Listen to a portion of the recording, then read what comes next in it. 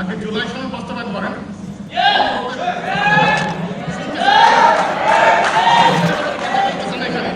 ঠিক আছে, এখানে শহীদ পরিবার আছে, আপনি কোন দেশের শহীদ পরিবারের কথা বলেন না, আপনি 3,000 আহত কথা বলেন নাই। এদের কথা অনেক জ্বালা আছে, আপনাদের মিষ্টি মিষ্টি বক্তব্য শুনতে শোনা জন্য আসেনি। আগে কিছু এটা বলেন, আপনারা বারবার করছেন জুলাই সনদ বাস্তবায়ন করবেন। আরও 13 মিনিট আছে, স্যার বক্তব্য রাখবেন, আমাদের স্ট্যান্ডিং কমিটির সদস্য মঈন খান স্যার। যে নেতারা এখানে আছেন এই জুলাই বিপ্লবের সকলে, বর্ষা বিপ্লবের, ওনাদের নাম বলতে 10 মিনিট লাগবে। অতএব আসিফের কথা যদি তুলতে হয়, অনেক কথা বলতে হবে, তুষারের রাজনৈতিক অনেক টেকনিক, এখানে মঞ্জুর কথা, আমার বড় ভাইটা আসাদুজ্জামান আছেন, আহমদ আব্দুল কাদের, তাজুল ইসলাম, যিনি শেখ হাসিনার ফাঁসির সেখানে প্রসিকিউটর আছেন, একটু ছাড় দেন না। আমি তার কথা বলবো, কাকে বাদ দিয়ে কি বলবো। আবার এই বাংলাদেশেই একটা নমিনেশনের জন্য উনি পান নাই, দল ছেড়ে দিলেন, ওই দলের নেতাকে আবার কুলাঙ্গার বলছেন। ওনারা জুলাই বিপ্লবের, এটাও মনে রাখতে হবে। পপুলার বক্তব্য দিতে পারি, সবাই হাততালি দিবেন, আমার নেতা বলছে, সংসদ নেতা মনে আছে, এই চেয়ারের অনেক উত্তাপ, সবুজ চেয়ারটা দেখায় বলছে, এই চেয়ারের অনেক উত্তাপ, মানে বিরোধী দল সরকারি দলের প্রাইভেট মেম্বার, পাবলিক মেম্বার, এই উত্তাপ আমি বুঝি।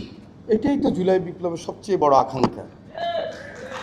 এই যে বোঝা, ফ্যাসিস্ট হওয়া যাবে না, বোঝা ক্ষমতা আঁকড়ায় থাকা যাবে না, বোঝা ওই যে শহীদের বাবা এখন নাকি বস্তিতে থাকে, আমি জানি না কেন বস্তিতে থাকবে। শহীদের লিস্ট আছে না ওনার, মঞ্জু সাহেব, শহীদের লিস্টে ওনার মেয়ের নাম না, মিনিমাম 10 থেকে 15 লাখ টাকা পায়নি নাকি নাকি পেয়েছে, তাহলে বস্তিতে থাকে। আরো লাগলে 10 লাখ আবার আমরা দেবো, ব্যক্তিগত পর্যায়ে দেবো, কিন্তু কেন উনি বস্তিতে থাকবে এই প্রশ্ন আপনারা এই পাবলিক হাততালি না দিয়ে আমাদেরকে বলতে পারেন। মাওলানা মামুনুল হক সাহেব সবচেয়ে আমরা পছন্দ করি, লোকটা যদি আসতো, মন্ত্রী যদি আসতো, আসিফ যদি আসতো, জুলাই বিপ্লবের তারা যদি আসতো, আপনাদের বিপ্লবী নেতা ফুয়াদ তাকে বলছেন ঢাকায় দাঁড়াও ভাই, পাস করে ফেলবা, আসে নাই, আগামীবার আসবে, কারণ এবার আর ওই রাজনীতি হবে না।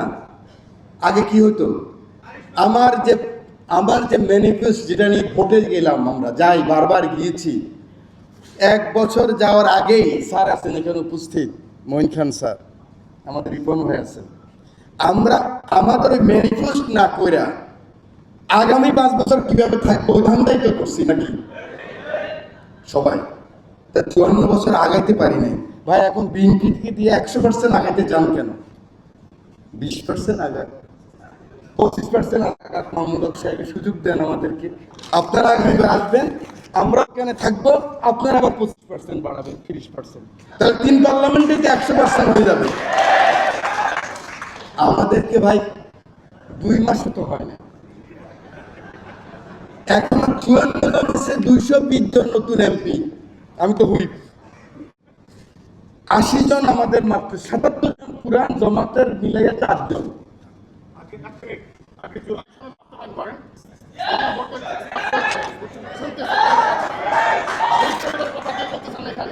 ঠিক আছে, এখানে শহীদ পরিবার আছে, আপনি কোন দেশের শহীদ পরিবারের কথা বলেন না, আপনি 3,000 আহত